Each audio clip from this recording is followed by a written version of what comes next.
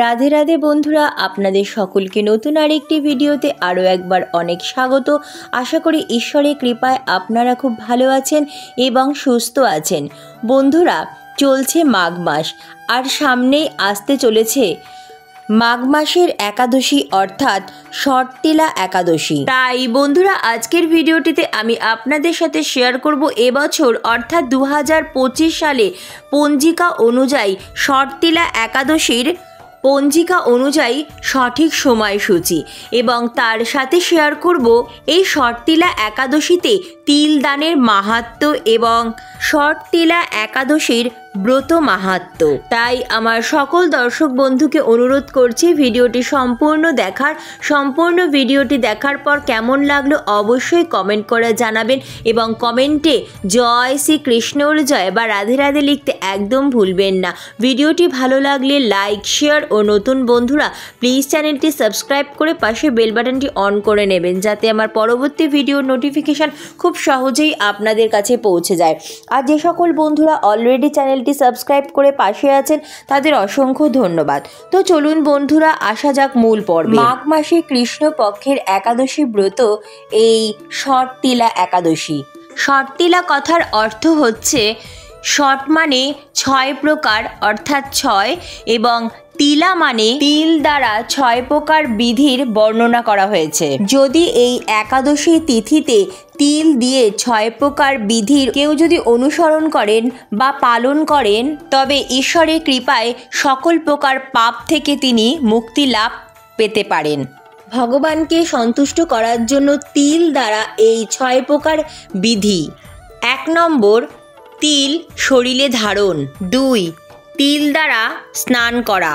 3, তিল জলে মিশিয়ে সেই জল দিয়ে তর্পণ করা। 4, ভগবানের সেবায় তিল নিবেদন করা। 5, এই দিন তিল দান করা। এবং 6 নম্বরটি হলো তিল ভোজন করা। এই শর্তিলা একাদশীর দিন এই 6টি বিধি যে ব্যক্তি পালন করতে পারবেন সেই ব্যক্তি সকল প্রকার পাপ থেকে খুব সহজেই মুক্তি লাভ করতে পারবে। তবে বন্ধুরা, তিল কিন্তু পঞ্চ রবিশস্যর অন্তর্ভুক্ত। তাহলে কি এই একাদশীর দিন তিল ভোজন করা যাবে? সকল একাদশীর ক্ষেত্রেই কিন্তু তিল বর্জনীয়, কিন্তু শুধুমাত্র এই শর্তিলা একাদশীর ক্ষেত্রেই তিল ভোজনের বিধি রয়েছে। অর্থাৎ কেউ যদি এই একাদশীর দিন তিল ভোজনে ইচ্ছুক হন তবে অবশ্যই তিল ভোজন করতে পারেন। কোনো ব্যক্তি যদি মনে করেন এই একাদশীর দিন তিল ভোজন করা বাদ দিয়ে বাদবাকি তিল দ্বারা যে 5টি কাজ রয়েছে, অর্থাৎ ভগবানের সেবায় তিল নিবেদন করা, তিল দিয়ে স্নান করা, তিল দিয়ে তর্পণ করা বা তিল দান করা, এই সমস্ত কিছুই এই একাদশীর দিন আপনারা অবশ্যই করতে পারেন। আর যদি আপনারা ইচ্ছুক হন তাহলে অবশ্যই এই দিন তিল ভোজনও করতে পারেন। আবার কেউ যদি চান এই তিল দ্বারা 5টি কাজ একাদশীর দিন করতে পারেন আর দ্বাদশীর দিন তিল ভোজনও করতে পারেন। দ্বাদশীর দিনও আপনারা তিল দ্বারা এই 6টি কাজ অবশ্যই পালন করতে পারেন। এক্ষেত্রে অনেক বন্ধুরা জানতে চাইবেন এই শর্তিলা একাদশীতে সাদা তিল না কালো তিল ব্যবহার করা যাবে। তো বন্ধুরা, শাস্ত্রে বর্ণিত রয়েছে এই একাদশীতে অবশ্যই কালো তিল দ্বারা আপনারা ভগবানের সেবা পুজো করবেন বা কালো তিল জলে মিশিয়ে স্নান করবেন, কালো তিল দান করবেন।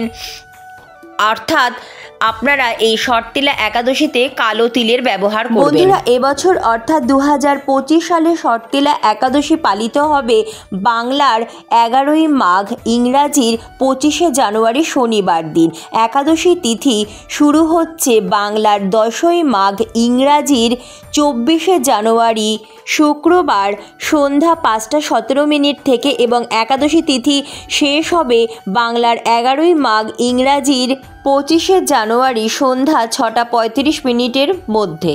শর্তিলা একাদশী ব্রতের পালনের সময়সূচি: বাংলার 12ই মাঘ 1431, ইংরাজির 26শে জানুয়ারি 2025 রবিবার সকাল 10টা 39 সেকেন্ডের মধ্যে একাদশী ব্রতের পালন সম্পন্ন করতে হবে।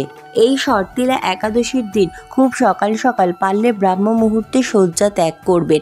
ঘুম থেকে উঠেই রাধাকৃষ্ণকে মনে মনে স্মরণ করে প্রণাম জানিয়ে দিনটি শুরু করবেন। মাঘ মাসে প্রাতঃস্নানের অত্যন্ত মাহাত্ম্য শাস্ত্রে বর্ণিত রয়েছে, তাই বন্ধুরা অবশ্যই এই একাদশীর দিন আপনারা খুব সকাল সকাল স্নান সেরে নেবেন। স্নান সেরে শুদ্ধ বস্ত্র পরিধান করে নিজ মস্তকে ও পুরো বাড়িতে ভালো করে গঙ্গা জল ছিটিয়ে নিয়ে এরপর আপনারা রাধা কৃষ্ণ বা নাড়ু গোপাল সহ আপনার সিংহাসনের সমস্ত দেবদেবীর নিত্য পুজো করে নেবেন। এই দিন অবশ্যই ভগবান শ্রীকৃষ্ণের শ্রীচরণে তুলসী পত্র ফুল নিবেদন করবেন। ফুলের মালা দিয়ে সুন্দর করে রাধাকৃষ্ণকে সাজিয়ে দেবেন। আপনাদের কাছে যদি পিতলের রাধাকৃষ্ণ বা নাড়ুগোপালের বিগ্রহ থাকে তো অবশ্যই এই দিন ওনাদের পঞ্চামৃত দিয়ে অভিষেক করাবেন। এই দিন অবশ্যই কিন্তু ভগবানের শ্রীচরণে তিল নিবেদন করবেন, নিজ সাধ্য সামর্থ্য মতো ভোগ নিবেদন করবেন এবং অবশ্যই এই দিন ঈশ্বরের কাছে একটি ঘিয়ে প্রদীপ নিবেদন করবেন। একাদশীর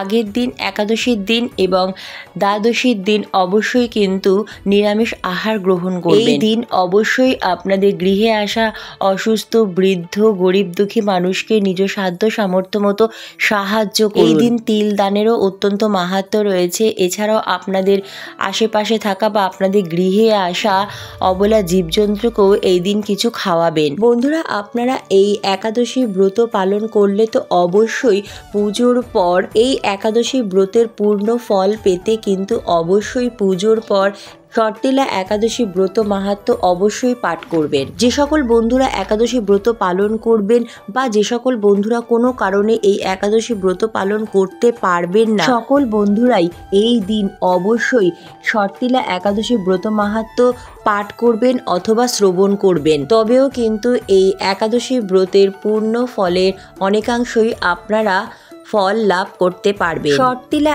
একাদশীর ব্রত মাহাত্ম্য কথা। মাঘ মাসের কৃষ্ণপক্ষে শর্তিলা একাদশীর মাহাত্ম্য ভবিষ্যত্তর পুরাণে বর্ণিত আছে। যুধিষ্ঠির মহারাজ বললেন, হে জগন্নাথ, মাঘ মাসে কৃষ্ণপক্ষের একাদশী তিথির নাম কি, বিধি বা কি এবং তার কি ফল সবিস্তারে বর্ণনা করুন। তদুত্তরে ভগবান বললেন, হে রাজন, এই একাদশী শর্তিলা নামে জগতে বিদিত। একসময় দালভ্য ঋষি মুনিশ্রেষ্ঠ পুলস্তকে জিজ্ঞাসা করেন, মর্তলোকে মানুষেরা ব্রহ্ম হত্যা, গো হত্যা, অন্যের সম্পদ হরণ আদি পাপকর্ম দ্বারা নরকে গমন করে, যাতে তারা নরক গতি থেকে রক্ষা পায় তা যথাযথভাবে আমাকে উপদেশ করুন। অনায়াসে সাধন করা যায় এমন কোনো কাজের মাধ্যমে যদি তাদের এই পাপ থেকে উদ্ধারের কোনো উপায় থাকে তবে তা বলুন। ঋষি পুলস্ত বললেন, হে মহাভাগ, তুমি একটি গোপনীয় উত্তম বিষয়ে প্রশ্ন করেছ। মাঘ মাসে শুচি, জিতেন্দ্রিয়, কাম, ক্রোধ আদি শূন্য হয়ে স্নানের পর সর্বদেবেশ্বর শ্রীকৃষ্ণের পূজা করবে। পূজাতে কোনো বিঘ্ন ঘটলে কৃষ্ণ নাম স্মরণ করবে। রাত্রিতে অর্চনান্তে হোম করবে। তারপর চন্দন, অগরু, কর্পূর ও শর্করা প্রভৃতি দ্বারা নৈবেদ্য প্রস্তুত করে ভগবানকে নিবেদন করবে।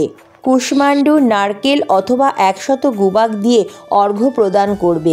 কৃষ্ণ কৃষ্ণ কৃপালুস্তম গতির্নাং গতির্ভব ইত্যাদি মন্ত্রে শ্রীকৃষ্ণের পূজা করতে হয়। কৃষ্ণ আমার প্রতি প্রীত হন বলে যথাশক্তি ব্রাহ্মণকে জলপূর্ণ কলস, ছত্র, বস্ত্র, পাদুকা, গাভী ও তিল পাত্র দান করবে। স্নান দানাদি কার্যে কালো তিল অত্যন্ত শুভ। হে দ্বিজোত্তম, ওই প্রদত্ত তিল থেকে পুনরায় যে তিল উৎপন্ন হয় তত বছর ধরে দানকারী স্বর্গলোকে বাস করে।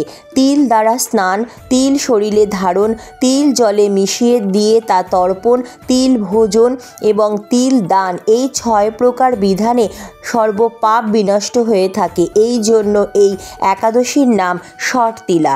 হে যুধিষ্ঠির, একসময় নারদও এই শর্তিলা একাদশীর ফল ও ইতিহাস সম্পর্কে জানতে চাইলে যে কাহিনী আমি বলেছিলাম তা এখন তোমার কাছে বর্ণনা করছি। পুরাকালে মর্তলোকে এক ব্রাহ্মণী বাস করত।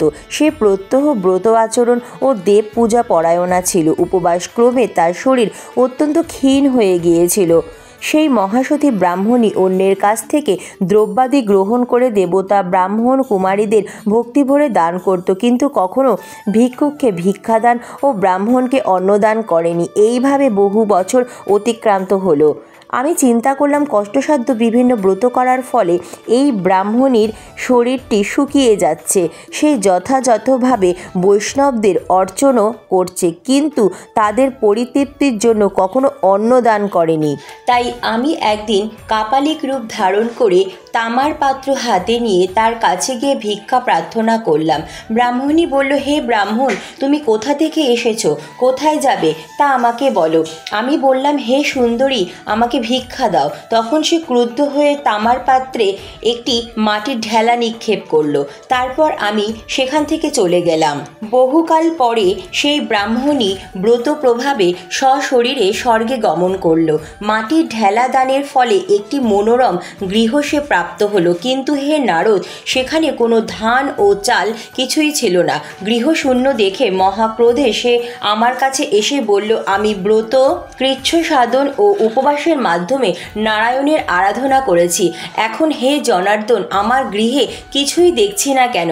হে নারদ, তখন আমি তাকে বললাম, তুমি নিজ গৃহের দরজা বন্ধ করে বসে থাকো। মর্ত লোকের মানবী সশরীরে স্বর্গে এসেছে শুনে দেবতাদের পত্নীরা তোমাকে দেখতে আসবে, কিন্তু তুমি দরজা খুলবে না। তুমি তাদের কাছে শর্তিলা ব্রতের পূর্ণ ফল প্রার্থনা করবে। যদি তারা সেই ফল প্রদানে রাজি হয় তবেই দরজা খুলবে।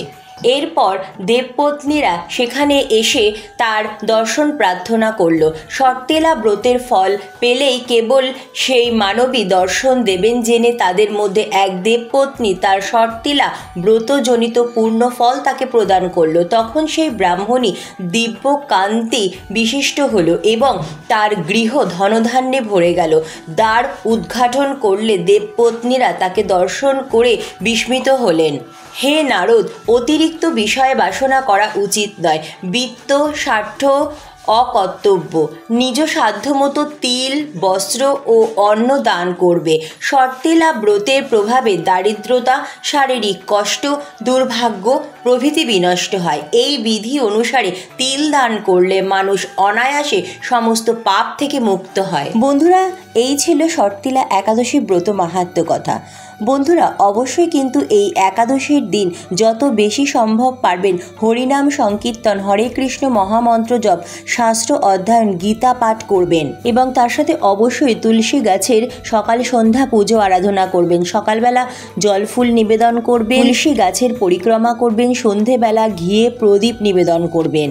একাদশী সহ প্রতিদিনই তুলসী দেবীর সেবা করুন। এর ফলে ভগবানকে আপনি খুব সহজেই সন্তুষ্ট করতে পারবেন এবং আপনি বৈকুণ্ঠ ধাম লাভ করবেন। একাদশী ব্রতের পরের দিন পারণের নির্দিষ্ট সময়ের মধ্যে আপনারা পারণ বিধি সম্পন্ন করবেন, অর্থাৎ পারণের সময়ের মধ্যে আপনারা ভগবানের পুজো আরাধনা করবেন এবং তারপর অন্ন, ছাতু, রুটি, চিড়া ইত্যাদি খাবার গ্রহণ করে আপনারা এই একাদশী ব্রত ভঙ্গ করবেন। অর্থাৎ যে কোনো প্রকারের রবি শস্য গ্রহণ করে আপনারা এই একাদশী ব্রতটি সমাপন করবেন। একাদশীর পারণ মন্ত্র: অজ্ঞান তিমিরাধ্যস্য ব্রতে নানেন কেশব প্রসিদ্ধ সম্মুখনাথ জ্ঞান দৃষ্টি প্রদো ভব। তো বন্ধুরা, আজকের মতো এইটুকুই। অনেক অনেক ধন্যবাদ ভিডিওটি দেখার জন্য। হরে কৃষ্ণ, রাধে রাধে।